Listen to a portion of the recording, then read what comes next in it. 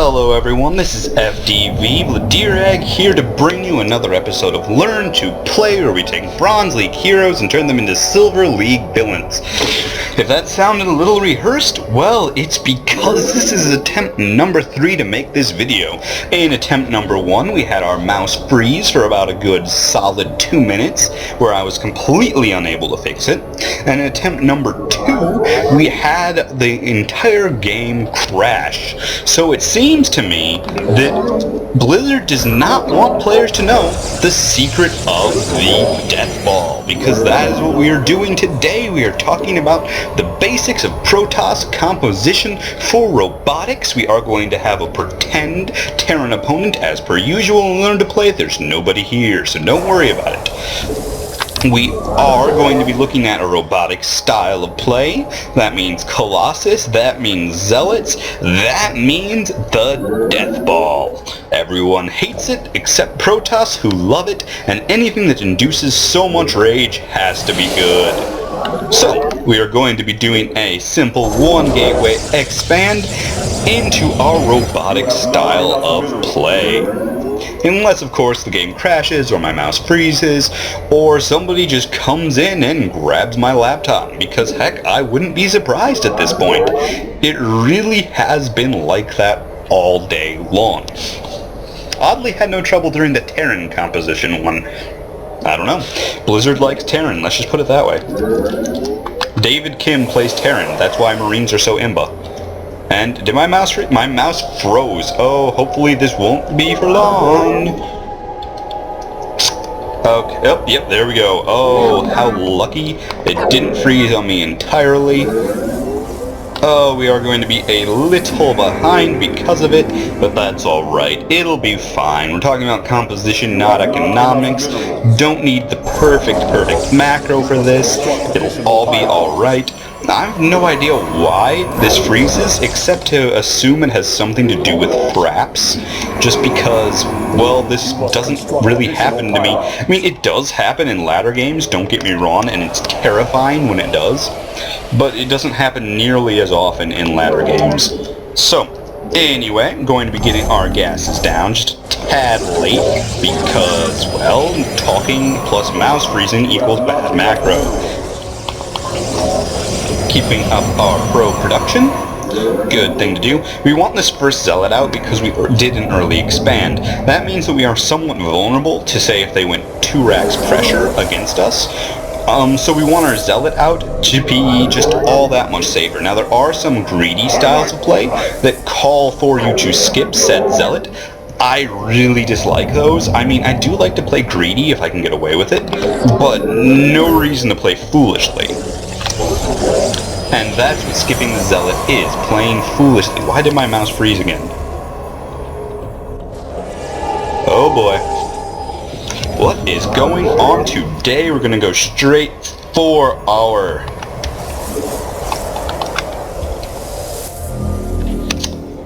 Okay. What is up with this? There we go. Okay. Okay, everyone.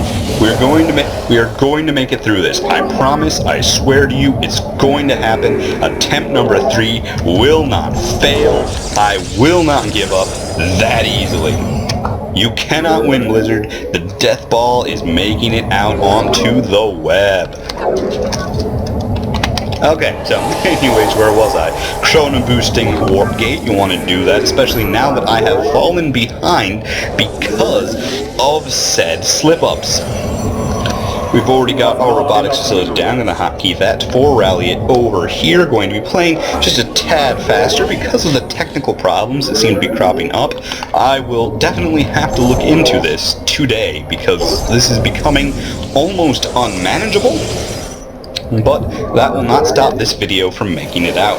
I promise it'll be this one, or I will die trying. Okay, maybe not quite that serious. I sort of do enjoy life, and dying over a StarCraft video seems a tad extreme. But hey, who knows? My life for ire. Oh gosh. Bronze League Zealots.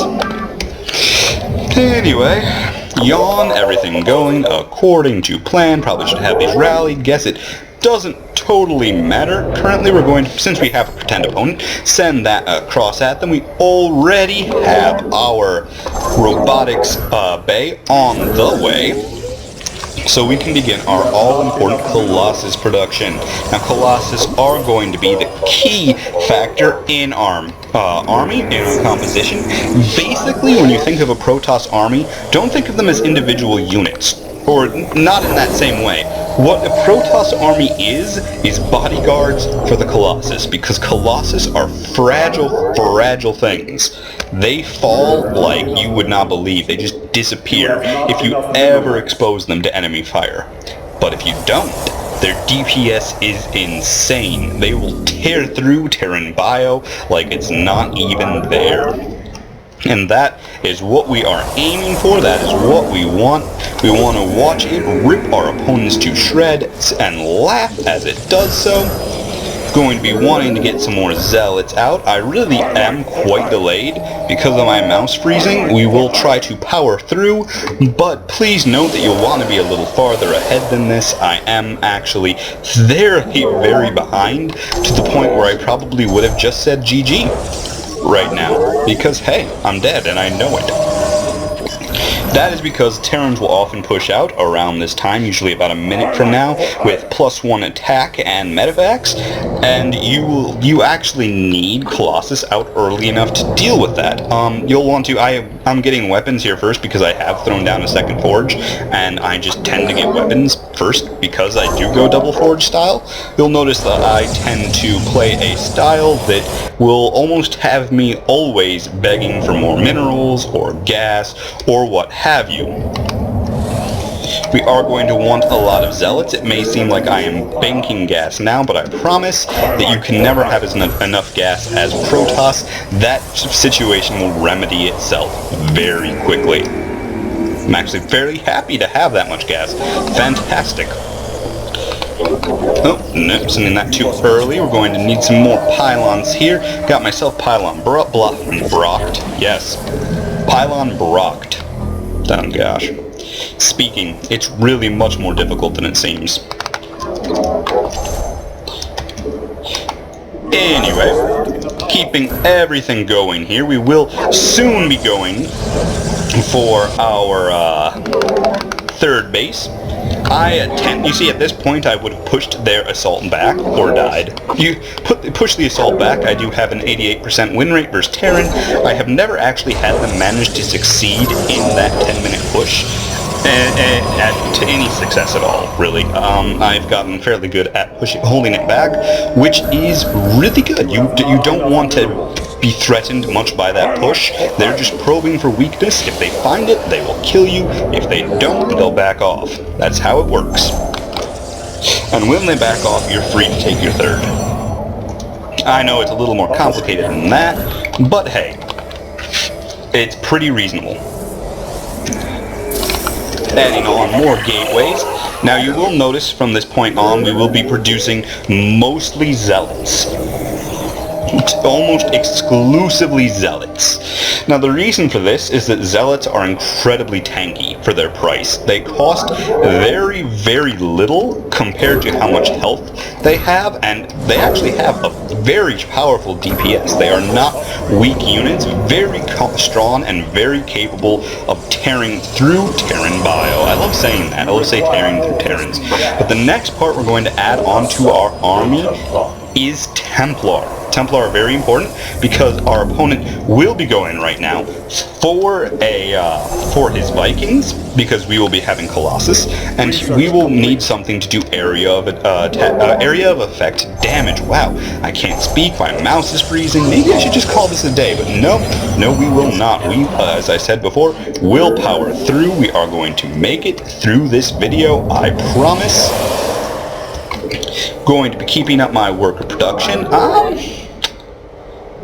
Want just a couple more Colossus. You don't want to overproduce Colossus because, like I said, Colossus are very fragile. If you make too many, you are leaving yourself weak to basically everything. You don't want to have too many. Also, 3 Templar is usually enough for your purposes. All the rest, you're going to want a couple of Archons, basically. Now, you might be wondering why I'm going for Void Ray. I've already told you that Zealots are basically the tanks. These are mostly what's going to absorb our damage, and also it just so happens that since we'll be spending so much Vespene gas, we will have minerals left over, and so we spend those minerals on Zealots. It's just sort of basically how it happens, because it's hard to get enough gas, which is why I wasn't particularly worried when I was banking some in the beginning. But yeah, because we have so much minerals, we'll be producing Zealots, and Zealots are in fact our best tank. Think of them as like extra Colossus health. That is what their purpose is.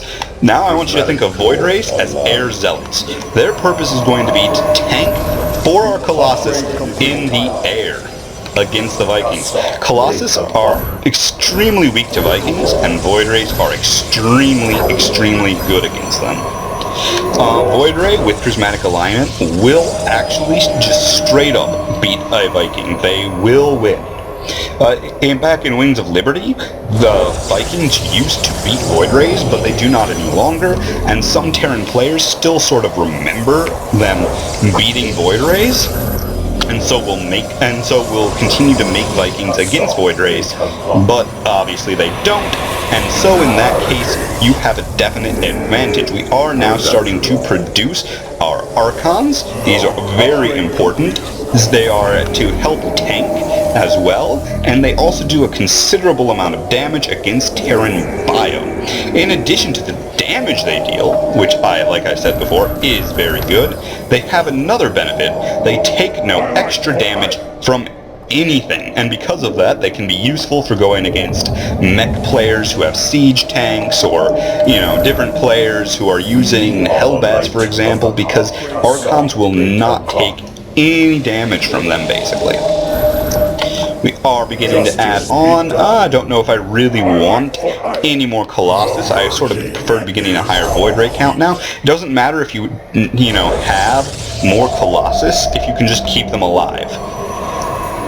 Because normally, you would actually be losing a lot of Colossus to the Vikings before you could penetrate basically their defenses and kill them.